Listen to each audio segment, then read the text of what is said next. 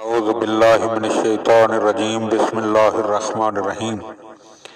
مولا کائنات حضرت امیر المومنین علی بن ابی طالب علیہ السلام کے مجموعہ کلام نہج البلاغہ کے پہلے باب کا خطبہ نمبر 221۔ مولا فرماتے ہیں کہ خدا کی قسم مجھے سعدان کے کانٹوں پر جاگتے ہوئے رات گزارنا اور توق و زنجیر میں مقید ہو کر گھسیٹا جانا اس سے کہیں زیادہ پسند ہے کہ میں اللہ اور اس کے رسول سے اس حالت میں ملاقات کروں کہ میں نے کسی بندے پر ظلم کیا ہو یا مال دنیا میں سے کوئی چیز غصب کی ہو۔ میں اس نفس کی خاطر کیوں کر کسی پر ظلم کر سکتا ہوں جو جلد ہی فنا کی طرف پلٹنے والا اور مدتوں تک مٹی کے نیچے پڑا رہنے والا ہے۔ بخدا میں نے اپنے بھائی عقیل کو سخت فقر و فاقہ کی حالت میں دیکھا، یہاں تک کہ وہ تمہارے حصے کے گیہوں میں ایک سا مجھ سے مانگتے تھے، اور میں نے ان کے بچوں کو بھی دیکھا کہ جن کے بال بکھرے ہوئے اور فقر و بے نوائی سے رنگ تیرگی مائل ہو چکے تھے، گویا ان کے چہرے نیل چھڑک کر سیاہ کر دیے گئے ہیں۔ اور وہ اصرار کرتے ہوئے میرے پاس آئے اور اس بات کو بار بار دہرایا۔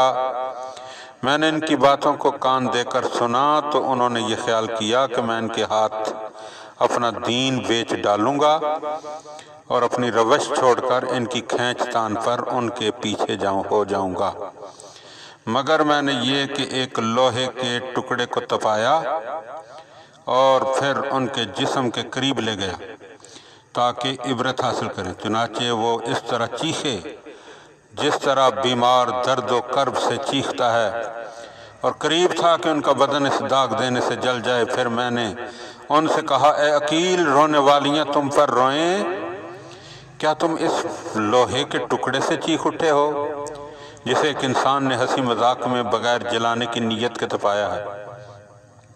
اور تم مجھے اس آگ کی طرف کھینچ رہے ہو کہ جسے خدائے قہار نے اپنے غضب سے بھڑکایا ہے۔ تم تو اذیت سے چیخو اور میں جہنم کے شعلوں سے نہ چلاؤں۔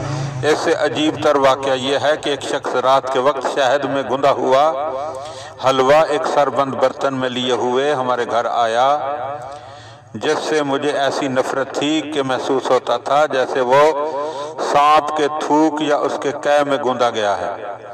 میں نے اس سے کہا، کیا یہ کسی چیز کا انعام ہے یا زکوٰۃ ہے یا صدقہ جو ہم اہل بیت پر حرام ہے؟ تو اس نے کہا، نہ یہ وہ ہے کہ بلکہ یہ تحفہ ہے۔ تو میں نے کہا، تم پر مردہ عورتیں تجھ پر روئیں، پسر مردہ عورتیں تجھ پر روئیں۔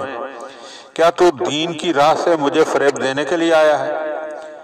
کیا تو بہک گیا ہے یا پاگل ہو گیا ہے یا یوں ہی ہذیان بک رہا ہے؟ خدا کی قسم، اگر ہفت اقلیم ان چیزوں سمیت جو آسمانوں کے نیچے ہیں مجھے دے دیے جائیں، صرف اللہ کی اتنی معصیت کروں کہ میں چیونٹی سے جو کا ایک چھلکا چھین لوں، تو یہ کبھی بھی ایسا نہ کروں گا۔ یہ دنیا تو میرے نزدیک اس پتی سے بھی زیادہ بے قدر ہے جو ٹڈی کے منہ میں ہو کہ جسے وہ چبا رہی ہو۔ علی کو فنا ہونے والی نعمتوں اور مٹ جانے والی لذتوں سے کیا واسطہ؟ ہم عقل کے خواب غفلت میں پڑ جانے اور لغزشوں کی برائی سے خدا کے دامن میں پناہ لیتے ہیں اور اسی سے مدد کے خواستگار ہیں۔ اللہم صلی علی محمد و آل محمد۔